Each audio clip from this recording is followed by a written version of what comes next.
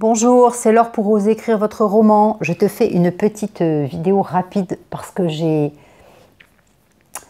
en fait des choses à t'expliquer à propos de la publication, de l'édition. J'ai reçu et je reçois souvent beaucoup de questions concernant l'édition.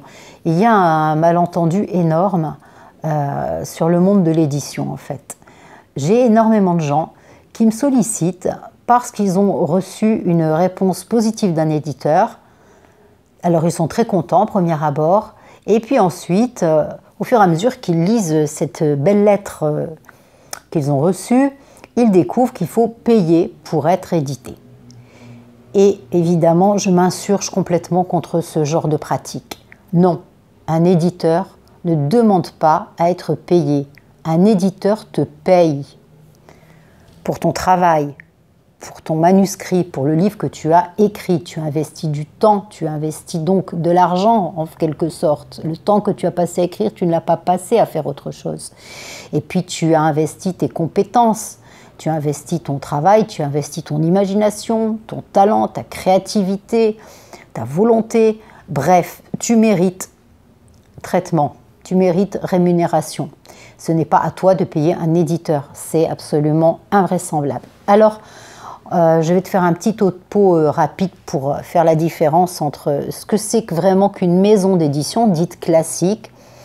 Donc une maison d'édition digne de ce nom, c'est une maison à compte d'éditeur. À compte d'éditeur, ça veut dire que c'est l'éditeur qui va prendre en charge tous les frais de publication de A à Z. Cet éditeur, il va te permettre plusieurs choses. Il va te permettre d'abord d'avoir un livre broché qui va être distribué dans les librairies en France et puis en général dans quelques pays à l'étranger.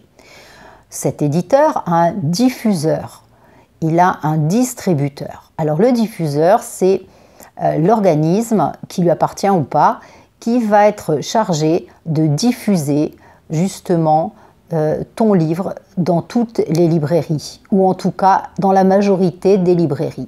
Ça veut dire qu'il a des représentants qui vont aller discuter avec les libraires, qui vont proposer ton livre, qui vont lui insister un peu pour qu'il en prenne un, peut-être deux, peut-être trois, peut-être quatre, peut-être cinq.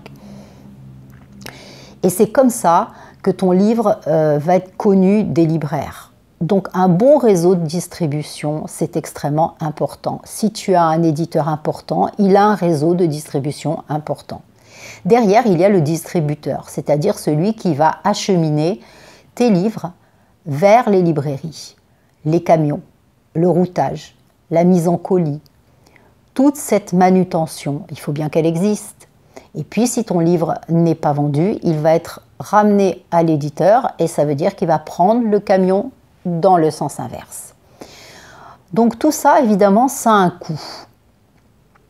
La contrepartie, c'est que, eh bien, malheureusement, les droits d'auteur sont malheureusement tout petits. C'est 8%, c'est 10%, 12%. Il faut vraiment déjà que tu aies vraiment fait déjà des succès de librairie, que tu sois très connu. En général, un débutant commence à 8%. Quand il a 10% du prix de vente hors taxe de son livre, déjà un auteur peut estimer qu'il est vraiment content, il est vraiment heureux. Alors, évidemment, c'est peu. D'un autre côté, un véritable éditeur, un éditeur classique, va aussi te donner un avaloir. C'est-à-dire que quand tu vas signer ton contrat d'édition avec lui, il va te proposer une somme forfaitaire qui peut aller de 1 000 à 2 000 euros en gros, à 2 000 euros à peu près. 2 000 euros, c'est déjà bien. Tout éditeur ne va pas te les proposer. Donc cette somme, tu vas donc l'encaisser.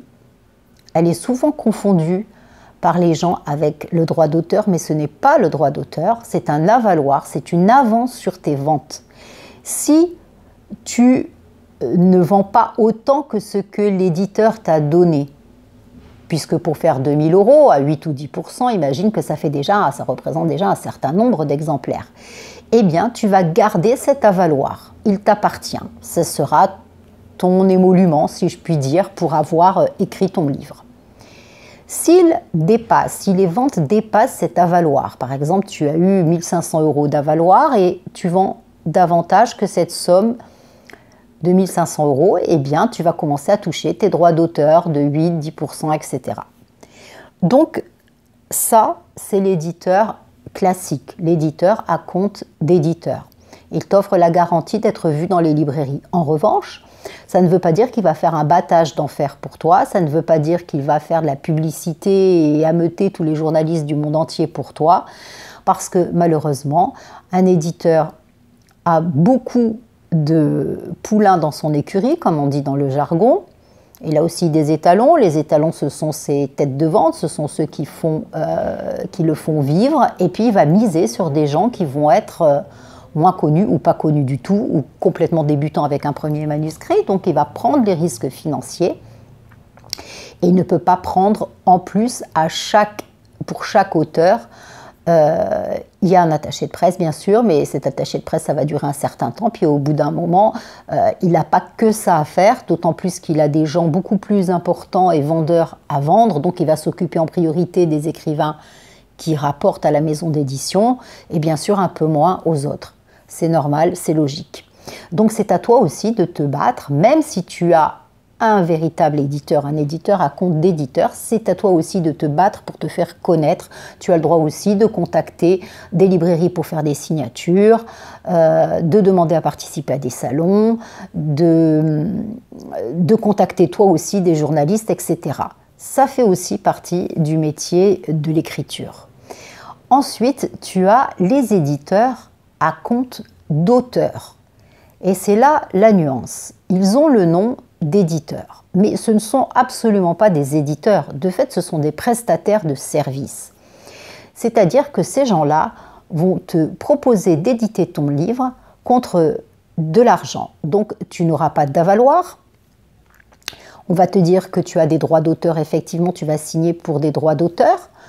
Seulement, comme tu auras déjà versé 2 000, 3 000 € pour faire publier ton livre. Donc, cet éditeur-là, faux éditeur, ne va pas prendre de risques financiers puisqu'il va payer il va payer son imprimeur.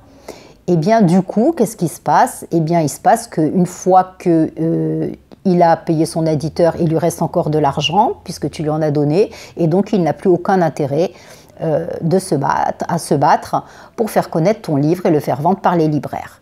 Conclusion, en général, il a un réseau de distribution et de diffusion malingre, à peine viable, et souvent, dans la majorité des cas, tu n'es même pas distribué. C'est-à-dire que tu as la surprise de voir que tu n'es pas dans les librairies, tu es à peine représenté. Donc, en fait, tu as dépensé de l'argent, mais tu n'as pas de visibilité.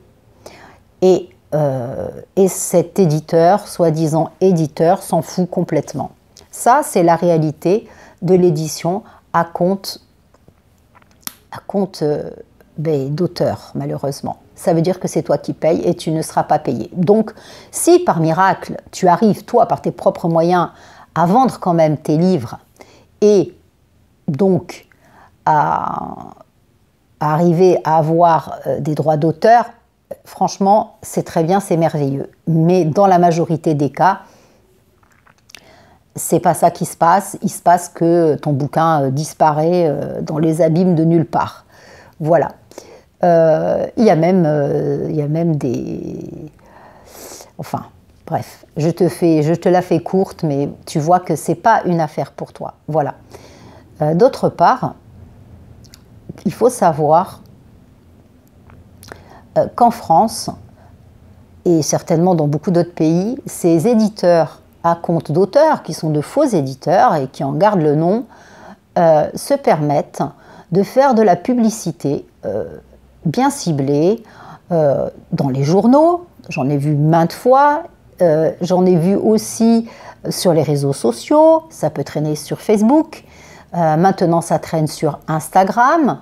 Bref, ils essaient de recruter des gens qui sont en peine de trouver un éditeur en mettant des petites annonces, en rédigeant de jolies petites annonces bien faites dans l'air du temps où ils disent « Nous cherchons manuscrits, nous cherchons des auteurs Quand tu vois qu'un éditeur cherche des auteurs, ben, tu te gosses, hein, tu sais que c'est pas vrai. Il faut savoir que les véritables éditeurs sont absolument submergés de livres. C'est pourquoi il est si difficile d'avoir un éditeur à compte d'éditeur, un vrai éditeur aujourd'hui, parce que c'est rude. Imagine-toi qu'il y a des gens comme Gallimard qui reçoivent 40 manuscrits par jour. Imagine le tri que ça fait, imagine le temps, imagine le nombre de personnes mobilisées, l'argent que ça coûte. Il est impossible, je pense, de trier ça correctement. Il doit passer des perles qui ne sont pas éditées.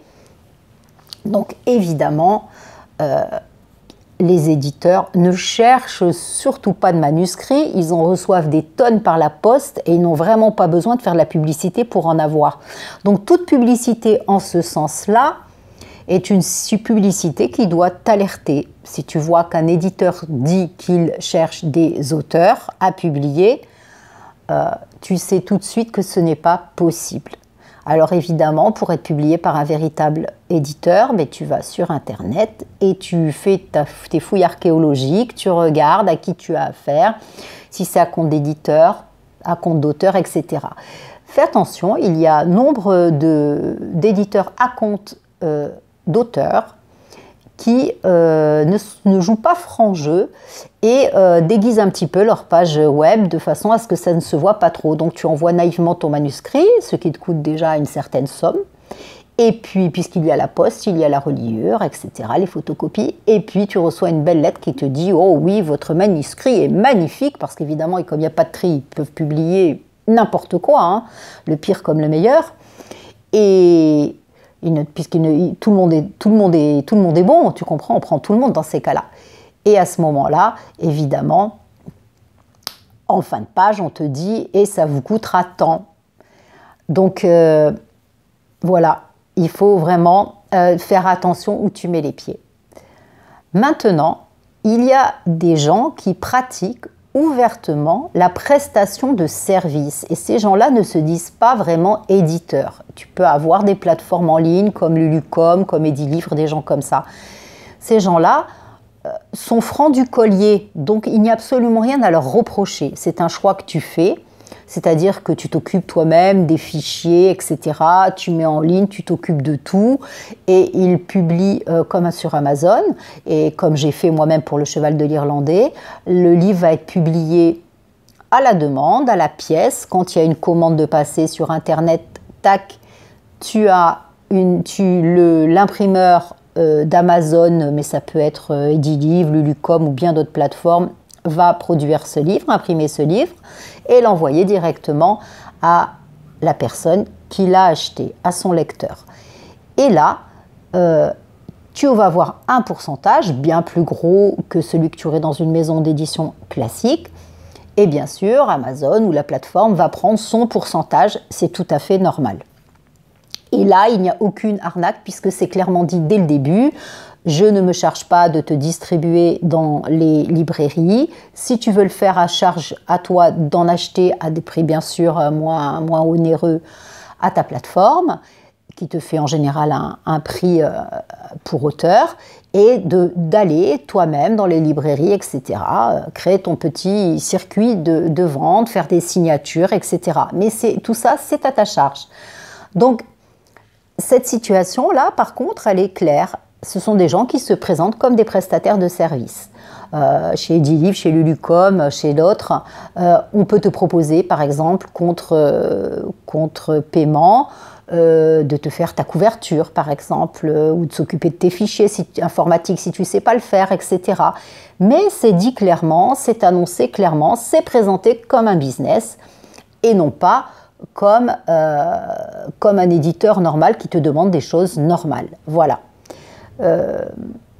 Je pense que ça a pu rendre service et ça peut encore rendre service à certaines personnes de se faire éditer comme ça, mais ce que je reproche énormément, c'est le manque de transparence, le manque de clarté là-dessus. Voilà, donc comme j'ai reçu encore des questions cette semaine là-dessus et que j'en reçois très très régulièrement, je voulais te faire cette petite vidéo. Si un éditeur te demande de payer, ce n'est pas un éditeur.